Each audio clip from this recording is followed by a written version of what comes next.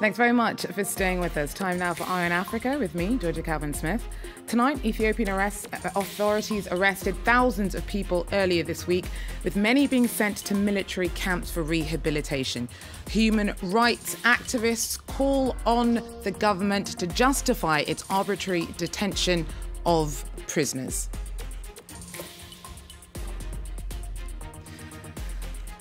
Also, we head to Mozambique, where refugees are starting to return from Malawi, where they fled after a bloody cycle of violence was restarted between rebels and army troops 4 years ago.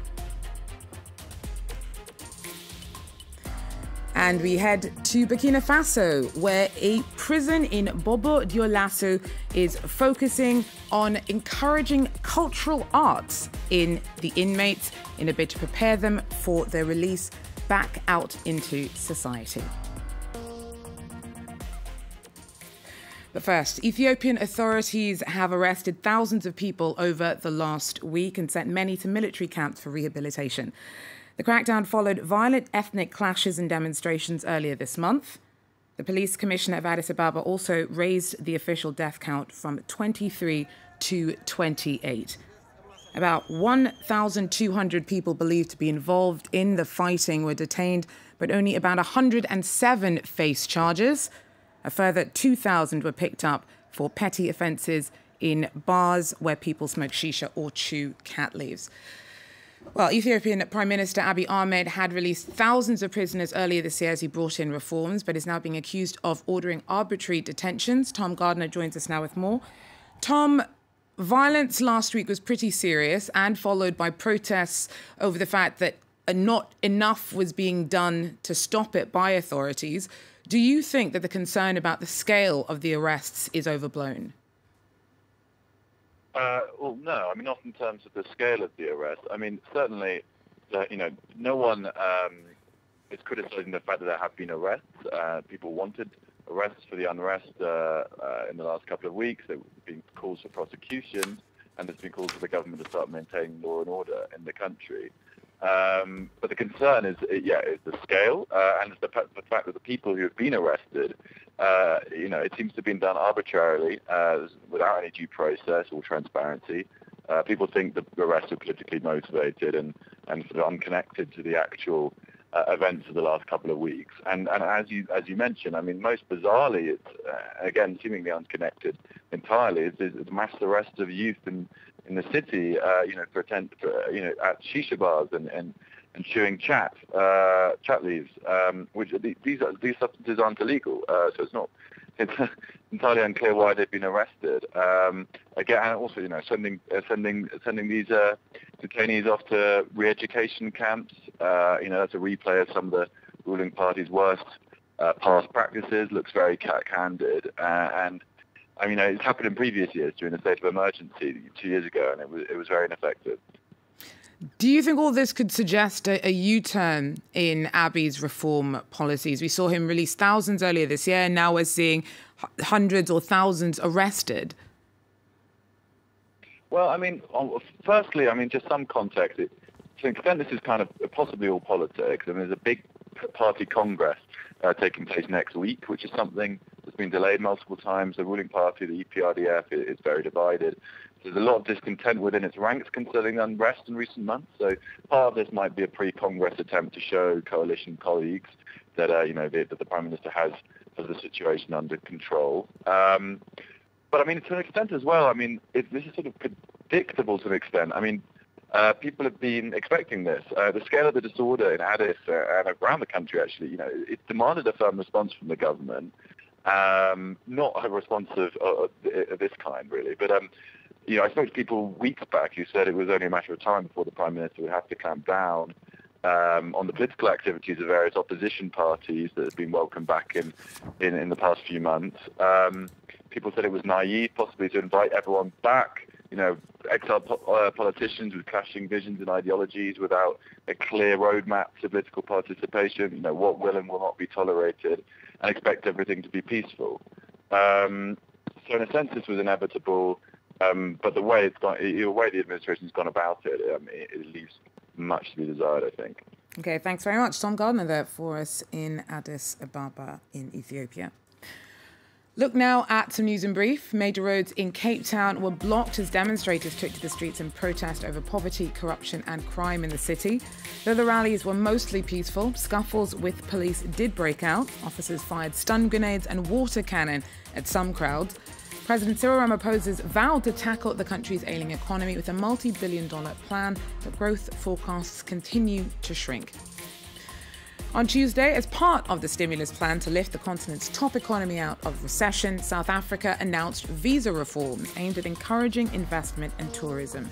The new regulation will allow frequent visitors and foreign business travellers to have long-term multiple entry visas of up to 10 years. The new rules come in next month. And Morocco's Navy's fired on a migrant boat. Officials say that a patrol was forced to shoot at a speedboat being driven by a Spaniard in Moroccan waters because he refused to obey orders. At least 4 migrants were wounded, according to local officials. Morocco is a key route for migrants trying to get to Europe via Spain. Now, a South Sudanese surgeon who spent decades helping victims of war and conflict in the area has been given the UN Prize for his humanity and selflessness. Evan Attar Adaha runs the only hospital in northeastern Mabang County and receives the 2018 Nassan Refugee Award. Former winners include Eleanor Roosevelt. Now, South Sudan's been ravaged by fighting since its creation in 2013. Dr. Attar will receive a $150,000 reward to help with his work. He says there is a lot more of that to do in South Sudan. We have really to expand because we are now serving people over 200,000. The refugees alone are around 140 or 150,000. The host community, 70,000. And then now we have people who are coming almost from the whole region of Upper Nile. All of them are coming to the same hospital. So the number becomes so big, huge.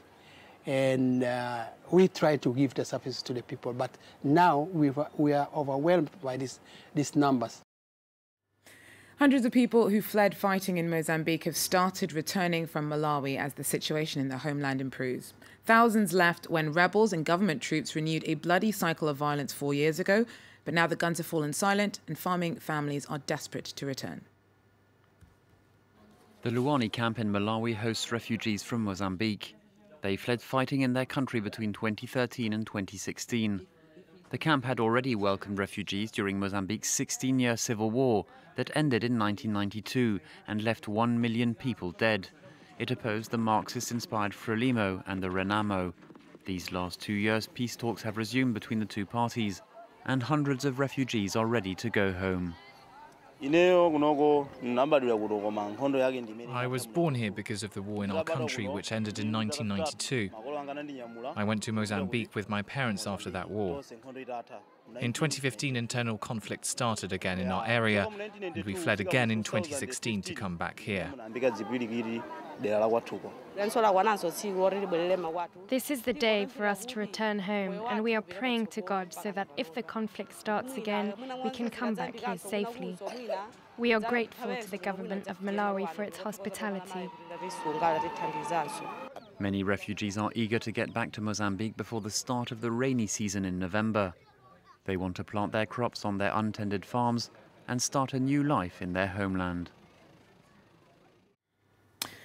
In the Bobo Dioulasso prison in western Burkina Faso, a prisoner selected to take part in an arts-driven rehabilitation initiative is set to release his debut rap album upon securing parole. It's all part of a bid to get inmates focusing on cultural projects to prepare them for their life after prison. Take a look.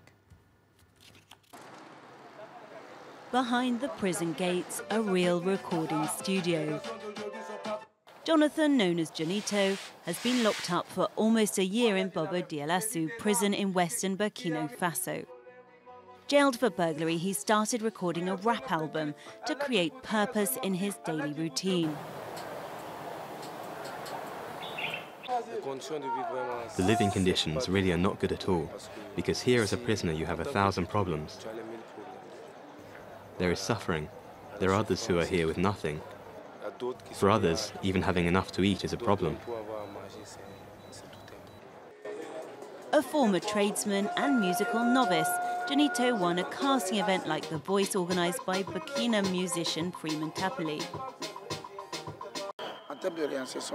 In terms of reintegration, music can do a lot, because I live for music, and I think that if someone has a talent, they have a talent, and his talent is 3 times above mine, so I think he can go beyond reintegration. He will be rehabilitated, but I think he will also be able to reintegrate other people. He will be able to provide jobs for people. These kind of projects are implemented to help prisoners reintegrate into society. But in this prison, like others in the country, the administration has limited means. The problem is that we are often confronted with a lack of resources, which means that we do not manage in all prisons to have activities suited to the social reintegration of prisoners. A policy does exist, but the means are not often available. In a few months, Jonathan will request day parole. If it's granted, Johnnyto will officially launch his album. In the meantime, the apprentice artist is taking advantage of his setting to add the finishing touches to his video. Well, that's it for Eye on Africa for now. Thanks for joining us. Do so again if you can. Take care.